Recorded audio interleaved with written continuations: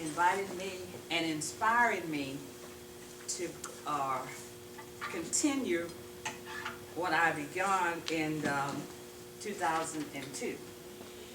And mine is a little bit different today. I'm from St. Helena Parish, and I have formed a foundation to clean abandoned cemeteries. Our people, I call it out of sight, out of mind. And there are quite a few, I mean a lot, of abandoned cemeteries in St. Helena Parish and surrounding parishes. And in fact, Louisiana has the highest number of abandoned cemeteries in the nation. And I feel like we should not forget those burial sites for lots of reasons. One being, as people age, they have children, grandchildren and stuff, they want to know. And it helps with their genealogy of their family, to go to the cemeteries and be able to look on there and get dates and names of people there. As I kind of tell my story, I'm a doer, not a talker.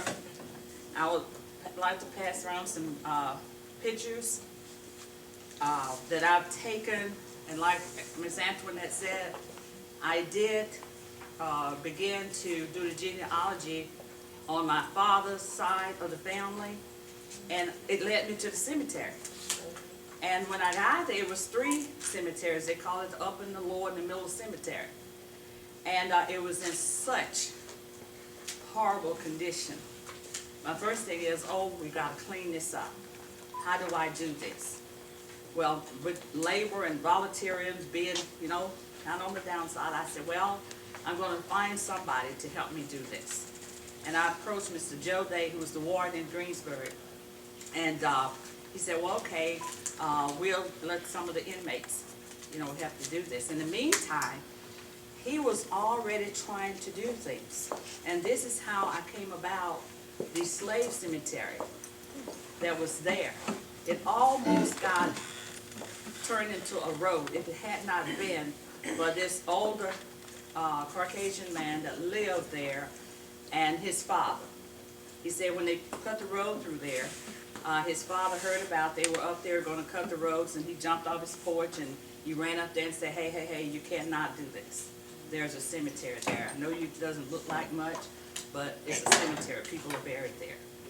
So by me being able to contact Earth Search in New Orleans and Mr. Bob Milieu, who used the heat censoring devices, that means that he was able to use this device to look under the ground, because whenever the soil in the ground is moved, it never goes back to the same temperature. So they have devices now that can actually give you the images of graves underneath the ground and other holes or whatever it is underneath the ground. So this is how we were able to find those 82 slave burial sites. We were looking at it and we saw some impressions, and we thought maybe, oh, well, it's about 3 or 4. But it ended up to being 82. So we did clean it up and marked each grave with stones that was donated by the Gemstone Company, and we did that. Well, this was done in 2002. Well, at that time I was still working, taking care of my elderly mother, who passed away 2 years ago, well, about a year and a half ago, and since then I retired. So I said, oh, I need to go back to my love, go back to this.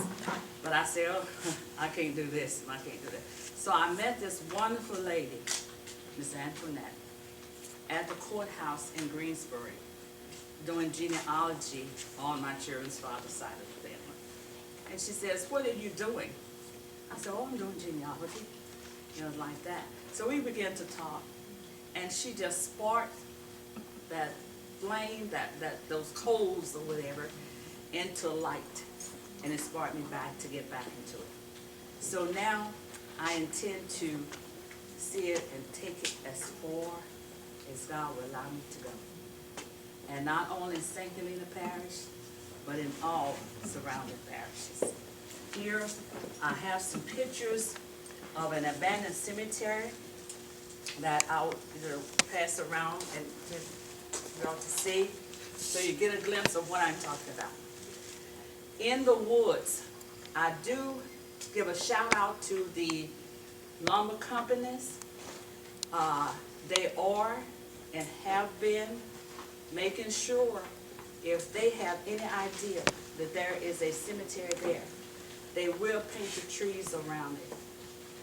And it's just up to other people, people that I can get interested in, and to help me and to aid me to go in and clean these cemeteries up. Not only do we want to clean them up, we want to record information. We want to make maps of the cemeteries, and later put in all libraries in this area books containing this information. Since I begun back and met you, Sister Antoinette, I've had several people, just by conversation, telling me where these cemeteries are. Wonderful.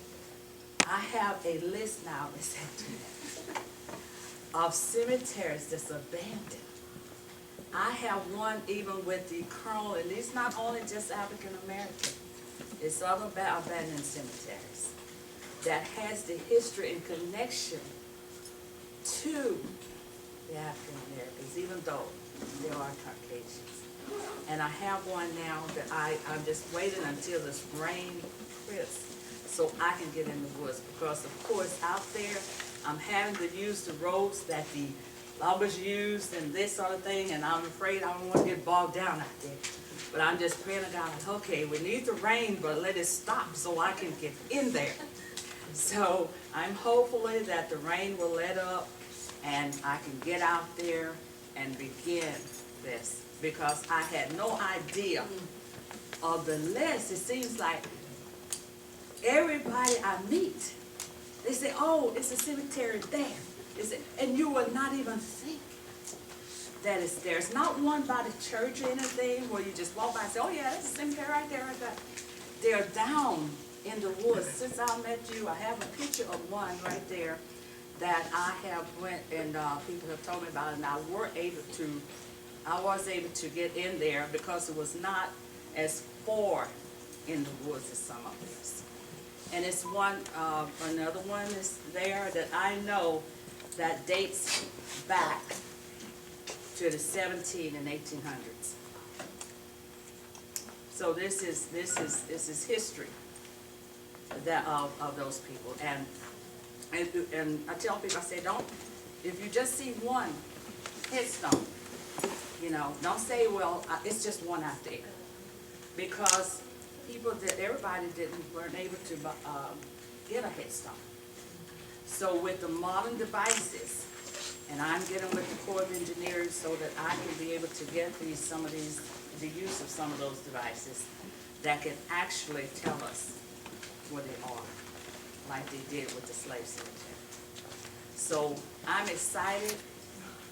Thanks to Miss Antoinette. It has become my passion, and I tell everybody that I meet, because I just want to talk about it. And I know that we're going to be successful, you know, with it. But that is what my aspiration and my job is. So I thank you.